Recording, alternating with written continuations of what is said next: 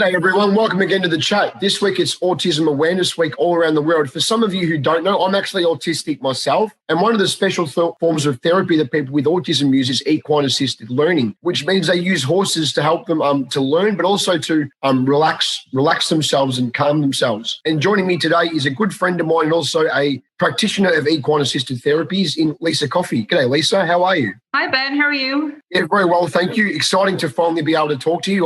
We always seem to miss each other. Yeah, we do. Busy lives. Absolutely. First of all, I believe we first met at a Blue Sapphire Stakes Day a number of years ago, and I believe it was my bright red tartan pants that caught your attention. Is that correct? You've got a very good memory. That's exactly right.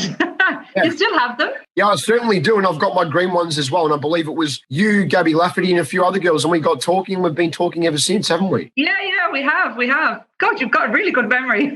On to more important things, your business, Racing Hearts. Could you tell me about that? It's equine assisted learning and therapies, isn't it? Yeah, so we have, we're an equine assisted learning, counselling and psychology practice. So we have a number of practitioners here that range from equine assisted learning practitioners right through to clinical psychologists. And we work with a team of retired racehorses to offer counselling and psychology to people with mental health problems, some learning difficulties, psychological issues, behavioural issues, and some physical disabilities as well. So we see a whole range of people at the practice. And what kind of a calming influence do you see horses have on these people? Because I recently had an experience with one over in South Australia, and it just kept me at ease. And I sat in the stall talking to it, and it just really relaxed me. Do you find that's the same with all your clients as well? Yeah, look, the relaxation and the calmness is a huge element of what the horses can offer clients in a session, and they can offer other things too, and they can evoke other kinds of emotions and feelings in the clients as well. So the clients can feel love, or they can feel excited, they can also feel scared and fear. But when those what we would usually consider negative feelings, when they come up, it means that we can process them with the client in a more traditional counselling type of way. So there's lots and lots of emotions that the horses evoke for people, but calmness and peace and safety, love, relaxation, they're really common ones that come up. And the science behind that that's actually come out recently is that when we're in contact with horses, our brains naturally release a lot of those feel-good hormones that we need for healthy living. So we've got our love hormone like oxytocin and feel-good hormones like dopamine and serotonin. So those hormones that we need for happiness and relaxation and bonding, they're all released when we're in contact with horses. So as a practitioner, it's a really cool body hack for us to have the horses in a session and assist us in a session, because if we were in a room-based session with a client, we can't help the client's body release those hormones in the way the horses can. So it's often a little bit more difficult to help the clients relax or evoke the feelings that are on the surface for the client that they want to really process and work on in the session. I've also seen some success stories, not with you, but with other practitioners as well. This kind of therapy is also used successfully with people who have had drug and alcohol problems as well. Is that right? Yeah, absolutely it is. And we don't really specialise in drug and alcohol addiction here, but we have had quite a few people who are in recovery or they've been sober for quite a long time, and they have found it's really interesting. We've got a few horses that windsuck, so that's stereotypical behaviour, and they seem to be really drawn to those types of horses because when I explain to them what windsucking is or what weaving is, they quite often identify that as with their addiction and how they've found it hard to stop whatever it was that they were doing that was unhealthy for them. So even when the horses exhibit behaviours that we wouldn't traditionally classify as being healthy, like such as windsucking, even the clients can even take something really positive from that as well. You mentioned you use retired racehorses. I believe one of them is the former great jumper in Megapixel. Who else have you got in your stable? Yeah, we have Mega. Mega's a legend. And we have Hissing Sid, who won back-to-back Warrnambool Cups. Who else have we got? We've got Lagerfeld from Kieran Marnell stable, who retired recently. And we've had quite a few really big names go through as well. Lankan Rupee was staying with us for a little while, and he's gone back to his show career now. And then the rest that we have are horses that probably aren't big name horses. Some have gone through Ashuka sales, and we've bought them from there, or they've been donated to us from trainers because they were too slow, or they just didn't want to participate in racing. So they kind of come from a whole range of backgrounds and a whole range of abilities and success rates. And you talk about they're all different kinds, so that therefore means it sort of suits to your clients, because you'd have a wide range of different clients who have different idiosyncrasies as well. Yeah, for sure. And we also have clients of all age groups too. So some of the horses that are a little bit smaller or different colours tend to attract the smaller and younger clients sometimes. So we have a really big grey horse called Coffey, and his race name was Green Trader, and the kids love him, and he just has a really gentle and soft temperament. He's just a really big gentle giant, but a lot of the smaller kids really like him because he moves really slowly, and then they're immediately drawn to him because he's grey as well. So showing the difference in colour in horses sometimes can attract different clients too. And then also their energy levels. So when we go into the paddock, we work a lot with the horses in a herd, and the horses, as you know, they all respond to each other differently in a herd, and they all respond to the clients differently. And some of the horses, they will respond to clients in ways that I have never seen them respond with me in the paddock. So they I don't know what it is that horses can feel about us. We can guess that they can sense our heart rate, or they can sense our body temperature, whether we're sweating. My assumption is that they can read the really, really intricate small body movements or body language that we exhibit that we actually probably don't even see in each other, because they need to see that in each other in the wild and in other animals in the wild to keep themselves safe. So that's what the horses are all about, is about keeping themselves safe. So they need to be able to read where we're at in order to keep themselves safe. So I think that's one of the main reasons why they're so good at being able to sense where a client is at, whether they're anxious or they're upset or they're, we have quite a lot of young people that have difficulty regulating their emotions, and they might arrive and they might be very dysregulated, as in we've got a lot of kids with ADHD that just can't regulate themselves. They're very hyper and they can't focus, and the horses just help them calm down and focus really, really quickly. So it's really cool. It's really, really awesome seeing what the horses can do for some of the clients and for me. There's some days when I really need to have a bit of a down day, and I'll quite often bring my Coffey out into Megapixel's paddock, and I'll just sit with him in the middle of the paddock just to be present and take my mind off maybe work that I'm worrying about, or things that when my mind is just really, really busy and I just need a bit of a break and a bit of downtime. I'll often quite into the paddock and sit with Megan. You mentioned downtime. There's been days sometimes I'll see it come up on my Facebook feed from you. You've had a bad day or something's happened and you're like, nah, bugger it, I'm just going to jump on one and just go for a ride too. You kind of use that as therapy for yourself. Oh, for sure. Yeah, absolutely. And I was having a chat with one of the other practitioners this morning, and she just said that she got her horse from the paddock and she literally just got on her and sat on her. She walked around the paddock for a little bit, but she didn't really ride as we would traditionally know as riding. So like doing dressage in the arena or jumping or anything like that. And she said it's just what she needed. She just needed to be connected with her horse and be a little bit more present and away from all the hustle and bustle. So very often, we'll take some of the, especially the retrainers. It's really good for the retrainers to get out and about, and it's good for them to be able to do different things or to be exposed to different things. So if it's a Sunday, maybe a couple of us might get together and float our horses around the corner to Devil's Bend, Reservoir, or some of the trail rides that are around here, and just for a chill out for all of us, and a little bit of a break for the horses as well, away from the arena. You mentioned kids before. They're obviously a big part of your client base. I believe you've got some school holiday programs coming up. Can you tell us a bit about those? Yeah, I think on last count, I've got an awesome lady called Sue Morgan who organises all of our school holiday programs, and she organises all the schools as well. We have lots of schools that come here every day in groups, and they work on a lot of social and emotional well-being strategies. And the school holiday program that we have is really focused around bullying prevention and safety. So coming up to the school holidays, I had I think maybe 5 different parents on the phone from different schools because they were really they were beside themselves because their kids were being bullied, and either they disengaged from school or they were acting out at home, or they were just they were exhibiting that nervous system dysregulation in lots and lots of different ways, and their parents were really struggling and they didn't know what to do. I can understand it's hard for schools as well because they've got lots and lots of kids. They're usually under-resourced with teachers, and it's hard too when they don't actually see all the time what's going on. So it really inspired me. Those parents calling me and confiding in me about what was going on with their kids really inspired me to focus this school holiday program on bullying prevention and safety. So we'll work on lots of resilience and self-confidence techniques, lots of work on boundaries about how we keep themselves safe and how we explain or express to someone that what they're doing is not okay, in a healthy way, without shouting or without any physical violence, just to give the kids the confidence to be able to stand up for themselves and just move away from those people that engage with them in a negative way. You also retrain horses for careers post-racing. Obviously, at the moment, the banner horse of that would be Chautauqua, and someone we both know, Casey Bruce, is doing an outstanding job with Chautauqua. Oh, she is, yeah. And God bless Rob Gaillard before he passed away. He did a lot of great work too with Chautauqua. I know, Rob was amazing. Yeah, it was awesome. What exactly does that involve when you're retraining them for their careers post-racing? So it just really depends on what we're going to retrain them for. The horses usually kind of go through an initial assessment after they've spelled. Most of the horses that come here have spelled for quite a long time anyway, so we usually don't need to give them too much of an extended spell. Unless they're not sound or they need to put some more weight on.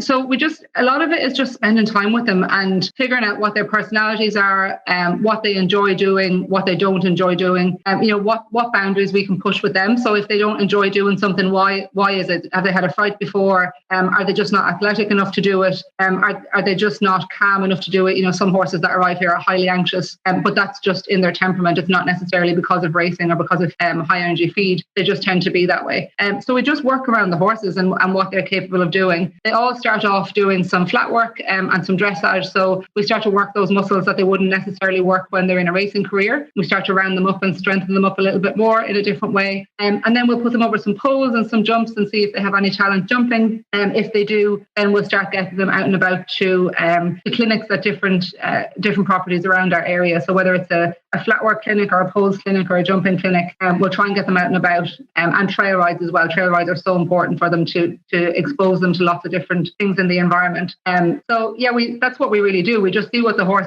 is comfortable at and what they are talented at, and we kind of go from there. And that's how we focus them when we find new owners for them too. So we have quite a lot of people call us every week asking for different types of horses that they're looking for, and usually we're able to match a horse with a client. You look at anxiousness, obviously. I've seen a little bit of what Casey's done to sort of relax Chautauqua, because towards the end of his career, he didn't want to jump out of the barriers. He was like, I'm done, I'm finished. If that was you, what kind of things would you do to sort of erase that from his memory or relax him to say, it's okay, you're not racing anymore, you don't have to jump out of barriers anymore? Yeah, well, the thing is that he doesn't ever have to jump out of barriers again. So you've just eliminated the one thing that he really doesn't want to do. Yeah. So the first thing that we do here is we try and find the horse's strengths. So we'll work with their strengths. If they're really good in a walk and a trot and they're comfortable doing that, we'll do that until they're very happy and they're very comfortable and quite strong and fit. And then we might ask them to do a canter. The same if they have trouble bending on one rein, for example, and they struggle on the other. We'll work on one rein more than the other, but we'll gradually build in working on the other side. With very highly anxious horses, what we tend to do is we tend to just gradually expose them to the things that make them anxious. We've never had a horse here that's anxious with absolutely everything. I don't think I've ever come across a horse that's like that just can't cope with anything at all. So it's usually something specific that they're anxious with. We've got one horse here at the moment from the Reset program, and she is a very timid. She's quite a timid and nervous little filly. But she's got the most beautiful temperament. But we've noticed that she's most nervous when we just take her away from home. So in her routine here, she's absolutely amazing. We can take her out of the paddock. Our clients have worked with her, and we're actually going to incorporate her into a group session with the clients as well this week. So she's been amazing at home, but when we take her away from home, that's when she starts to get really anxious. So what we've done is we've just started taking her on short trips away, and we'll float her away somewhere, and we'll take her out for 10 or 15 minutes, give her a little walk around, give her a pat and give her a little feed or a treat while she's there, so she associates it with having a positive experience. Then we'll just put her back in the float and bring her home and give her a little treat when she gets home then as well. And that's worked really well. And it's one of the techniques that we will work with, is that we just gradually expose the horses to the things that they're nervous about. Do you find time to compete in dressage, cross country or eventing at all, or is it full on racing hunts 24/7, Lisa? I always see Facebook, you always seem to be doing something. I was competing. I was show jumping a little bit, and I had a kind of half decent team of horses to get about with for this season, and we were supposed to start off in January, but I've just had a whole run of injuries. I injured my back, and now I've got a fractured knee, so I've just been out of it for the beginning of this year. But I think I'm a firm believer in all these things happen for a reason, and I'm not really sure where I would have found the time to get out and compete. Considering how busy we've gotten in the last 2 or 3 months, we've just been absolutely out the door with inquiries, and we've got a huge wait list at the moment too. So as much as I love competing, it probably was a blessing in disguise that I haven't had the time to get out. Well, I haven't been able to because I've been injured. Could you tell me a bit about your time? I believe you were a track work rider with Peter Moody. That must have been a huge thrill to work for such a big stable as he was back then. And was Black Caviar around back in those days as well? Yeah, gosh, that time at Pete's it's probably one of the best times that I've had in Australia since I've been here. Black Caviar was there, so I was really lucky to be there for most of her campaign because she was kind of unknown when I started there, and obviously before I finished up, she finished up. She was a world megastar, so it was really cool to be there for that. I mean, I didn't ride her or have anything to do with her myself one-on-one, but just to be part of the team. And I think people find that a lot in racing stables when they're part of a team. It gives them something to look forward to, especially if you've got a good horse, or even if it's not a superstar horse, but a horse that you've seen come in as a yearling and you see it progress to having a little jump out of the barrier or a little fall out of the barrier, and then having its first jump out, and then its first trial and its first race.